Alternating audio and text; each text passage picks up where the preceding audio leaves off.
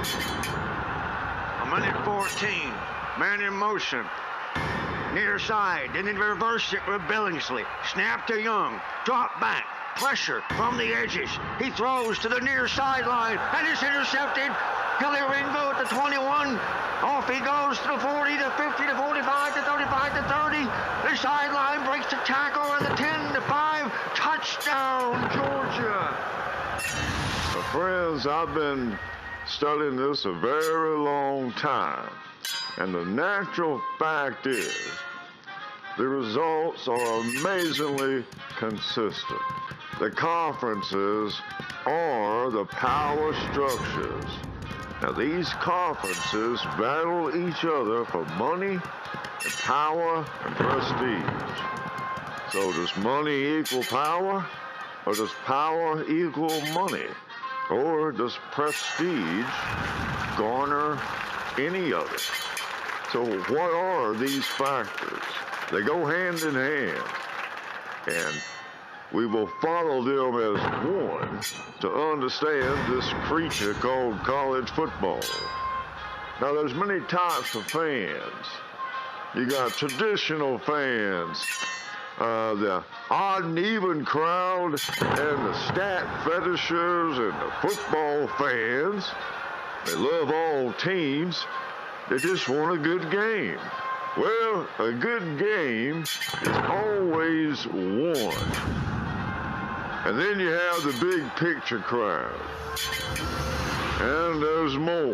But for tonight's video, we will focus on the big picture.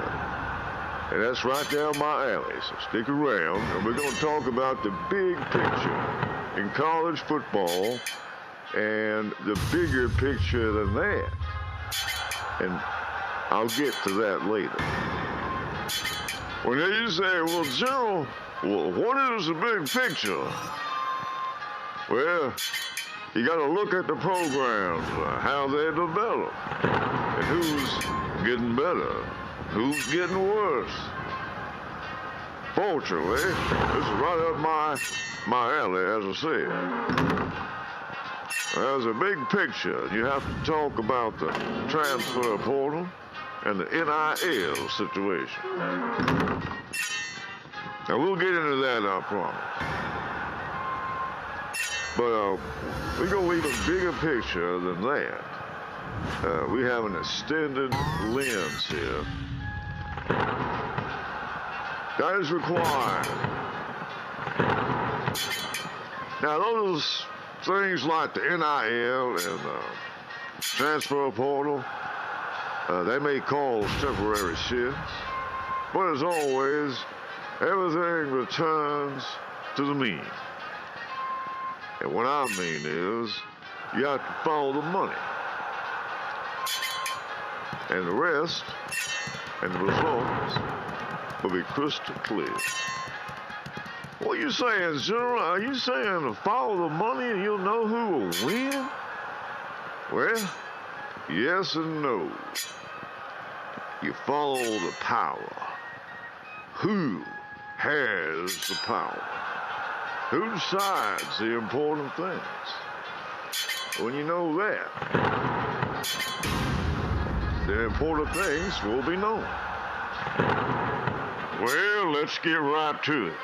Every fan right now whose team isn't in the playoffs, one thing. Well, what's that? What's the one thing that they're wondering?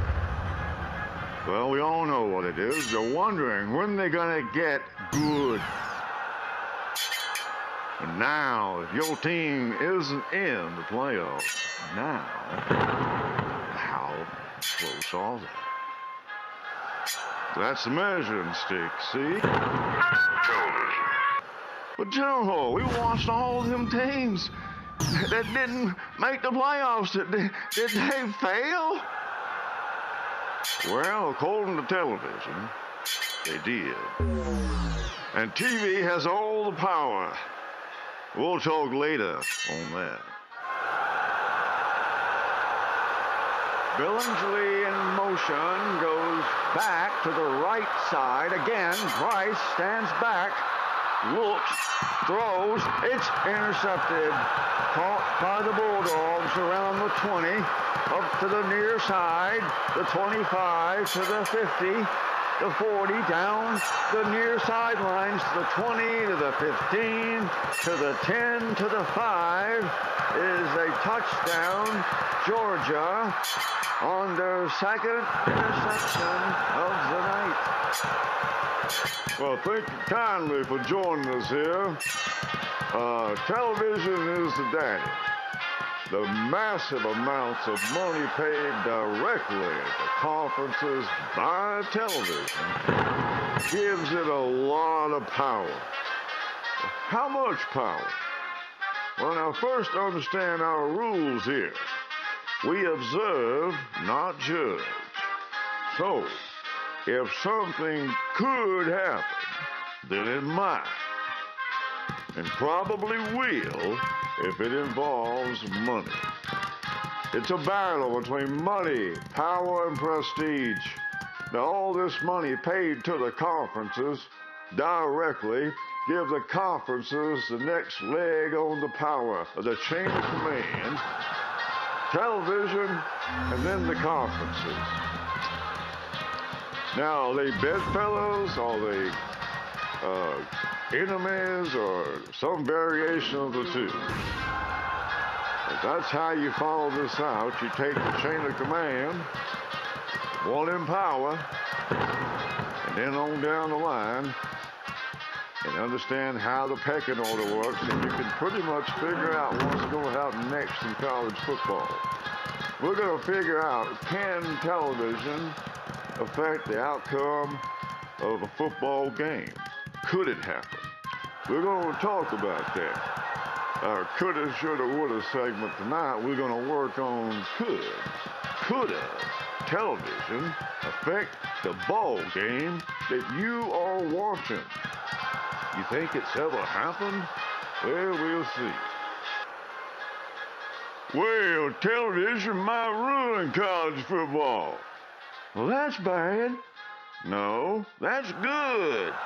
Because you can trust television. We always have. Well, that's good. No, that's bad. On account of they haven't actually been trustworthy, at least not in a gentlemanly fashion, as we might should expect.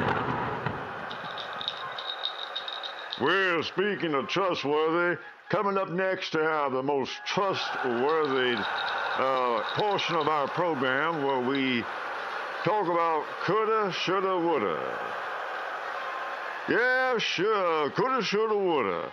If you're new, coulda, shoulda, woulda, every episode will highlight a situation, college football, that either could, shoulda, or woulda happened, guaranteed to be a concern. Things that we should talk about. It's a lot that these things are going to matter. It's our lot where we learn something. And many of us have our regrets, something that we could have done different. Tonight, it's a coulda situation, as in could a college football game be manipulated to change outcomes of games?